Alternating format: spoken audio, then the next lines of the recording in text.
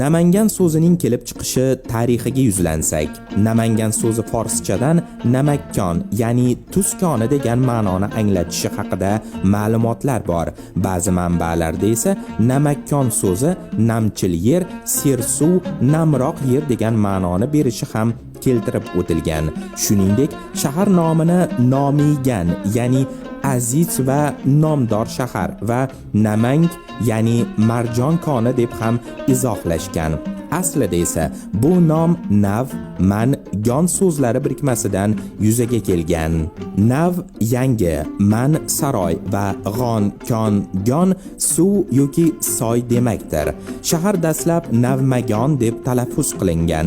Namangan so'zi 10-asrdagi yozma manbalarda uchraydi. 1610-yilda Namangan shaharga aylangan. 1622-yilda qadimgi Axsikent, ya'ni Zahiriddin Muhammad Bobur tug'ilgan shaharda sodir bo'lgan zilzila sababli u yerda omon qolgan aholi Namangan shahri hududiga kelib joylashgan.